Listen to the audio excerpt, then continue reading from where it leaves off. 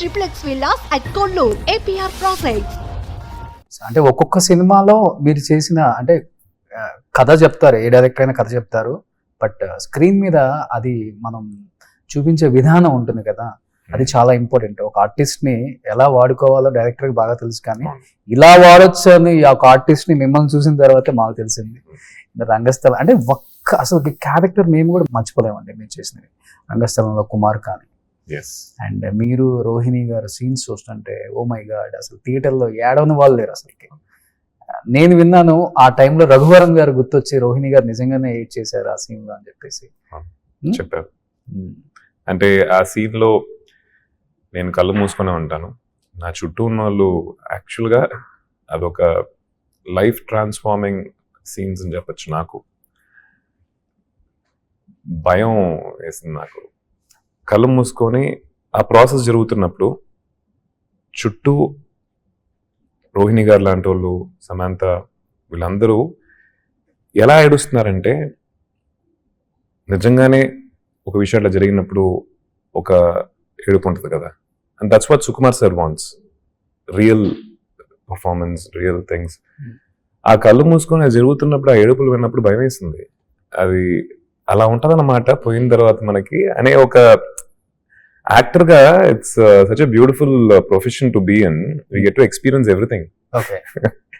ఆ రోజు అలా ఉంటదన్నమాట అని అనిపించింది నాకు. ఇమీడియట్ గా అమ్మని అడుగుంటారు మీరు రోహిణి గారిని, అవును ఏంటమ్మా ఇలా కూడా ఏడుస్తారా? I spoke to her, and director గారు చెప్తున్నా విన్నాను, ఇట్లా దీన్ని అనుకున్నాను నేను, ఈ విషయం అనుకునే నేను ఏడ్చాను అని చెప్పి. That was very టచీ. థియేటర్లో ఐ థింక్ మీకు తెలిసే ఉంటుందేమో, నేను డాడీ మమ్మీ అందరం కలిసి చూస్తా ఉన్నాం రంగస్థలం ఫస్ట్ డే. థియేటర్ ఏడుస్తుంది, అండ్ నా పక్కన కూర్చున్న కొంతమందికి తెలుసు నేను పక్కడే ఉన్నానని చెప్పి. అయినా స్క్రీన్లో చూసి ఆ సీన్ జరుగుతుంది, అందరూ ఏడుస్తున్నారు, ఎక్కి ఏడుస్తున్నారు.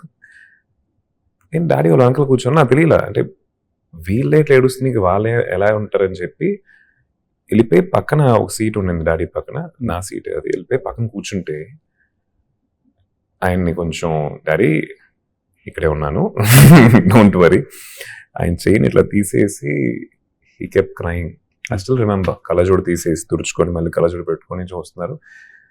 That is the magic of cinema. I think cinema will do that magic. ఇంకేది ఉండదు లైఫ్లో. మన సినిమా అని తెలుసు, టికెట్ కొనుక్కొని వెళ్ళాం, కూర్చున్నాం, అంత ఇన్వాల్వ్ అయ్యి, అంత యూనో కనెక్ట్ అయిపోయి, మనల్ని మనం మర్చిపోయి ఒక మూమెంట్ ని మనం ఎంజాయ్ చేస్తున్నప్పుడు that doesn't happen anywhere else. చూడండి, ఆయన పెద్ద డైరెక్టర్ మళ్ళీ సిటీ గారు, తెలుసు, అది యాక్టింగ్ అని తెలుసు. ఎగ్జాక్ట్లీ. అంటే if a film maker can write and make something as believable as that, దేవుడైనా దాన్ని కనెక్ట్ అవ్వాల్సిందే నాకు తెలిసి. మీరు చెప్పినట్టు డాడీ 50 సినిమాలు దాకా తీశారు, ఆయన అన్ని మర్చిపోయి చూసి ఏడ్ చేస్తారంటే that's the magic of the director as well. అవును.